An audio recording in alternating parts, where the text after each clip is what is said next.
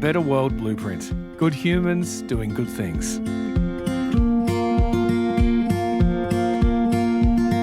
There's a simple principle that I believe in with my whole heart, and that's compassion.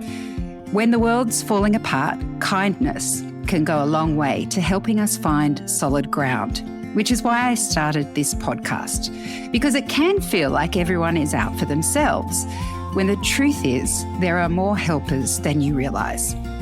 And that's what gives me hope, and my aim is to pass that hope on to you. Welcome to A Better World Blueprint. I'm Siobhan Hunt.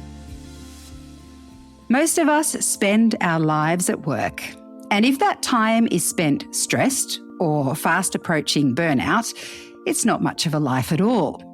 Dr. Kat Page is an organisational psychologist and author of Good Work, Transform Your Work from the Inside Out, and she believes that we can all lead better working lives. Hi, Kat. Welcome to A Better World Blueprint. Thank you so much for having me.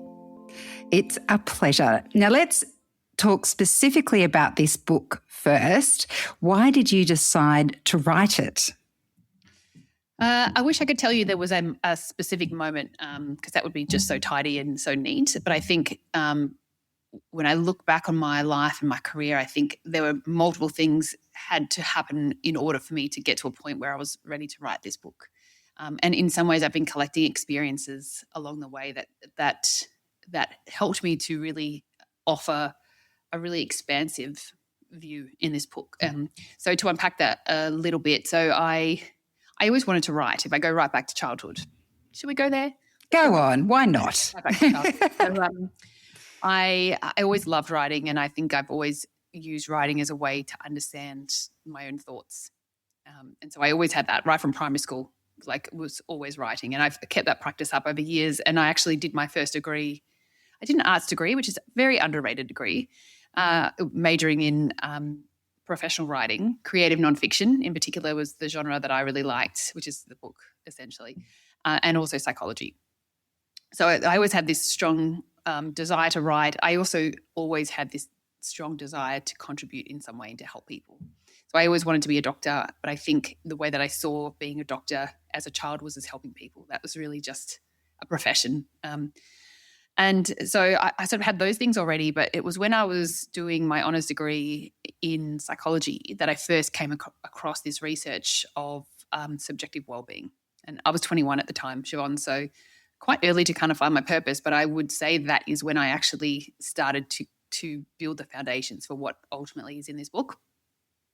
And then over the next 2 decades, really, since I did that, I explored this topic of mental health and well-being in the context of work from various angles, because I always saw and still fervently believe that work is such a fundamental lever for our mental health. So firstly, just studying what subjective well-being means in the first place, then looking at the connection to work. I then started studying organisational psychology. And then I went on to do my postdoc at Melbourne Uni in public health and epidemiology. And that was looking at it from a completely different perspective, but still the focus for me was mental health at work. Could I stop you just for a minute?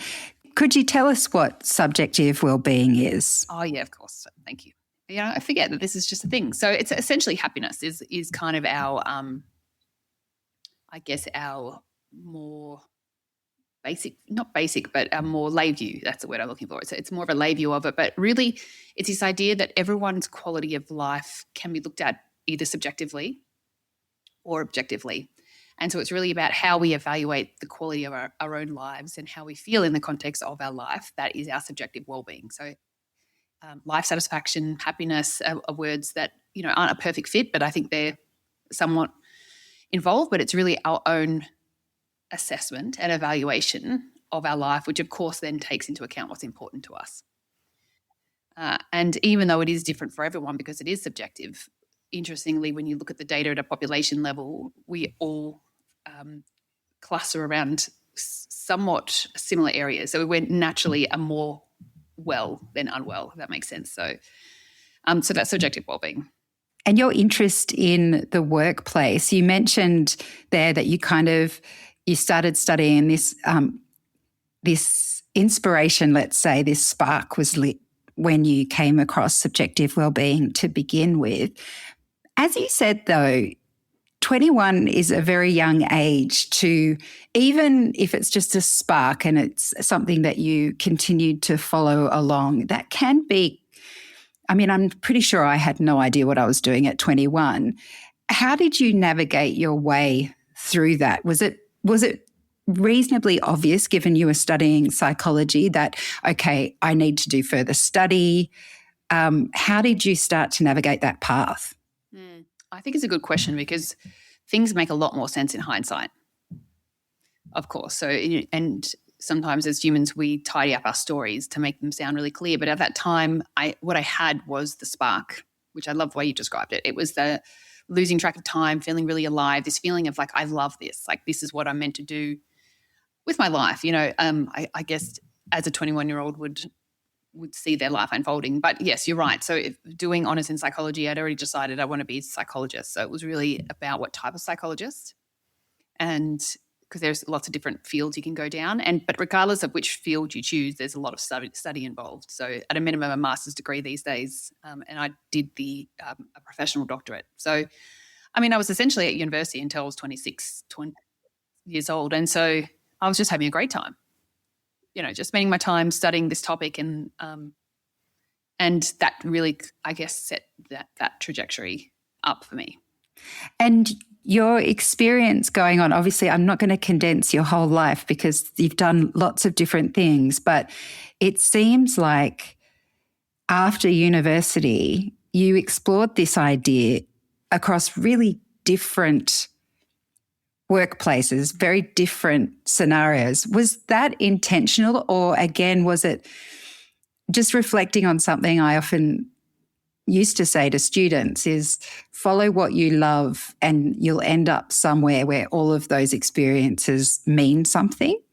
So you don't necessarily know, I'll definitely need this job because I'm going to end up writing a book about how to thrive in the workplace. But could you talk a little bit about those different places you found yourself? I think the way you've described it to your students is exactly how I experienced it as a human. So I think I was semi-intentional, but I've always had more luck just kind of following my gut in some way. So if I was getting to a point within a particular field that I'm in where I felt like I wasn't growing anymore and that I sort of knew what needed to be known within that environment, I was always found myself curious to how it might look from the other side. Because as you're trying to influence something like mental health in the workplace, you can come at it from a purely academic perspective, but that will only get you so far, because I was finding doors sometimes were opening, sometimes they were closing, but I was learning there was more about the corporate world that I didn't really understand. And I remember doing some intervention research with Victoria Police at the time, and the research was going really well, but I was always seen to be the practical one. And I was worried because if I was the practical one, then I wasn't super practical and I wasn't super experienced. I was very knowledgeable, but I wasn't super experienced about how you get change to happen. And so I was having coffee with a friend who was working at Deloitte. They happened to be looking for someone with my skill set, and I thought, why not give it a go? And so I would move from academia into consulting, and that's always a scary shift when you make big changes like that. But I've done that multiple times in my career and have experienced that as a period of intense growth and fear and a little bit of anxiety and a little bit of what have I done? Can I go back? Should I go back? Have I made the right decision? and then it all starts to make sense. Yeah. Because as you say, you went from academia into the corporate world, but you've also worked in government. Is that right? I saw that you've worked in hospitals, and so they're very different environments, I would imagine. Yeah. So the work that I've done in government has more been with Victoria Police, and in healthcare has more been partnering with them from a consulting side. So one of the things I love about being in we call it a partnership role more so than a consulting role, is that you get to partner with your clients to such an extent that you actually almost become part of their environment, because that's the easiest way to influence. I still got a photo from my early days at Victoria Police where I was in their staff photo. There's just this photo of me sitting in the front row, and it was just a joke one, but that's kind of how it feels. You become almost part of their environment. So I've never been employed full-time in government, but I've partnered a lot with government because they have a lot of interesting, complex challenges that they need help with. So they're very different environments. You were doing different work in, whether it was in academia or consulting or partnering, that sort of thing. But throughout it all, were there these threads, I guess, that maybe you're pulling into this book now that you discovered about subjective well-being and the workplace? Yes, there were, because I think when you're an academic, you live a relatively blessed life in some ways, in that you're working on the system, not in the system. And similar with consulting to some extent, depending on the size of that organisation. But when I was working inside large corporates, that was when it stopped feeling like an academic exercise for me, and I started to actually feel like the participant. You know, what it actually feels like to work in these really large corporate, messy, complex political organisations, and that gave me different insights that I've been able to draw on to complement more of the research side, because I've had some highs and some lows, like any other person who works in these large organizations. So, and sometimes lost my way, to be honest. So going into corporate land, because I spent so much time in there, I ended up being in there for about 10 years.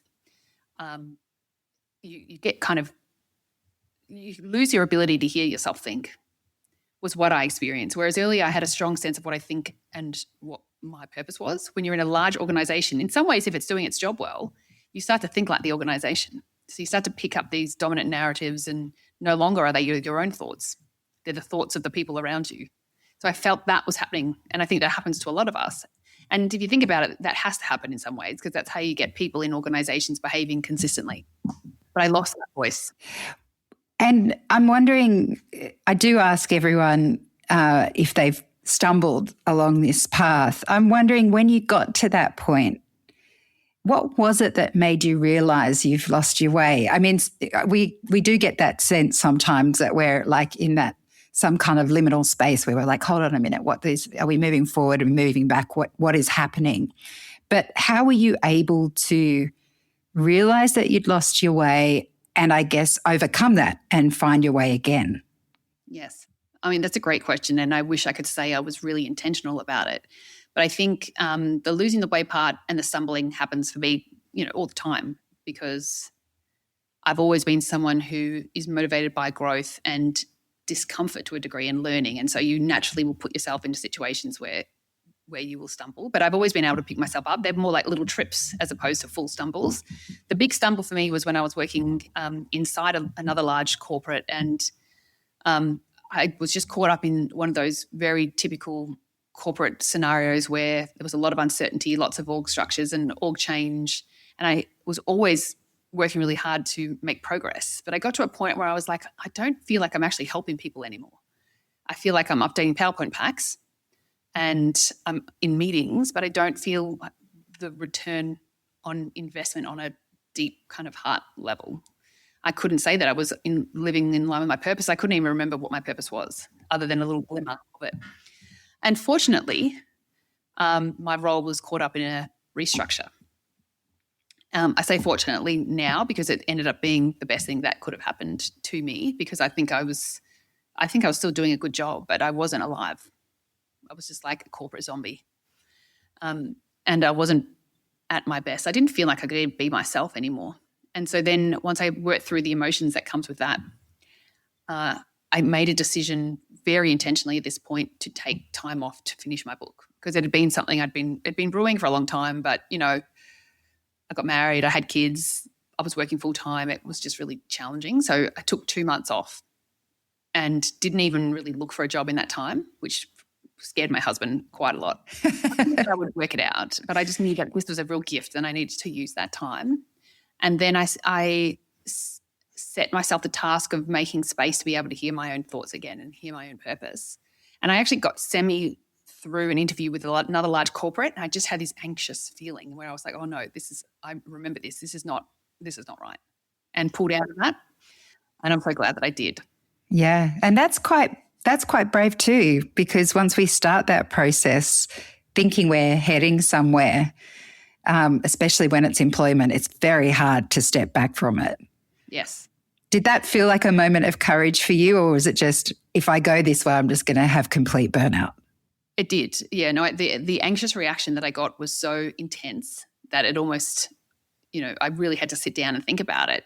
And I was really lucky that at the time I was working with two different people, coaches essentially, one who was just gifting me their wisdom, and one who I had set up for me as part of my my redundancy.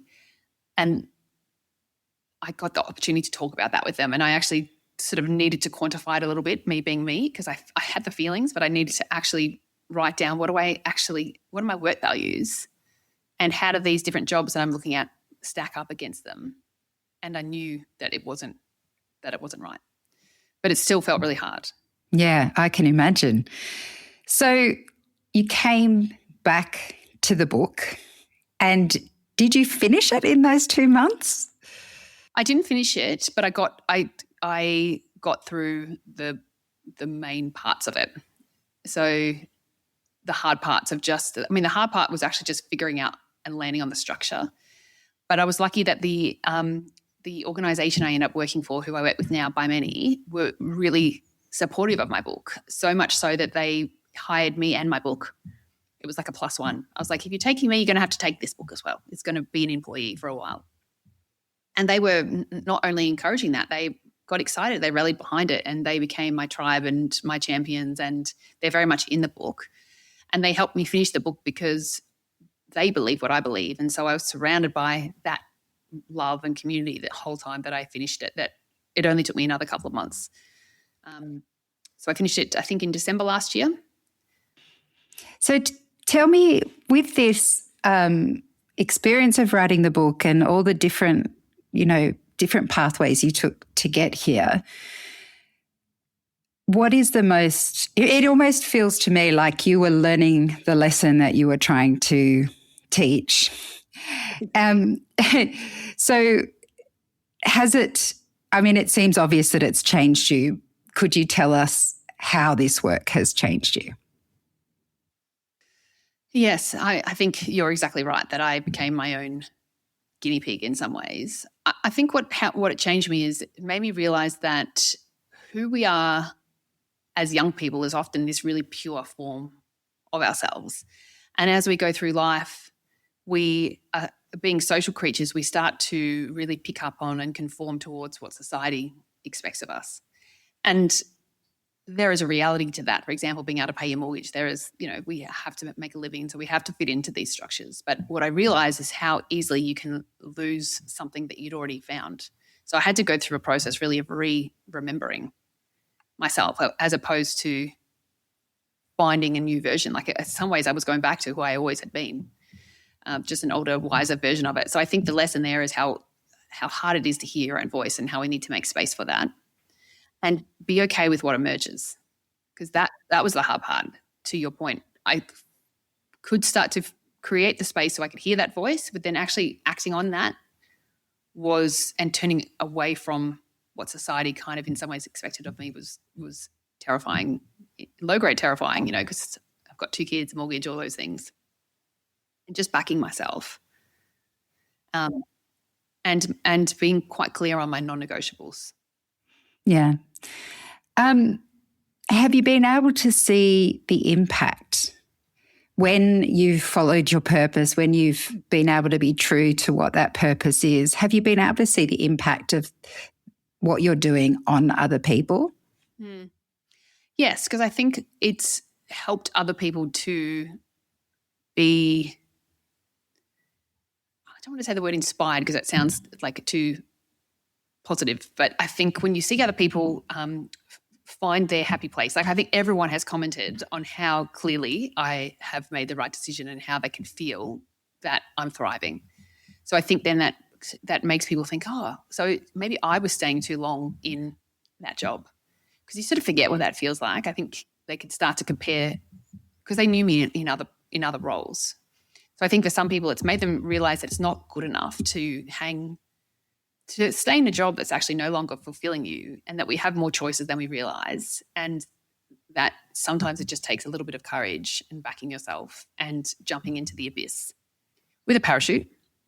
So I have seen other people in my close circle make bigger decisions. And then I think one of the most beautiful things about writing a book, which you don't really think about, is that people read it.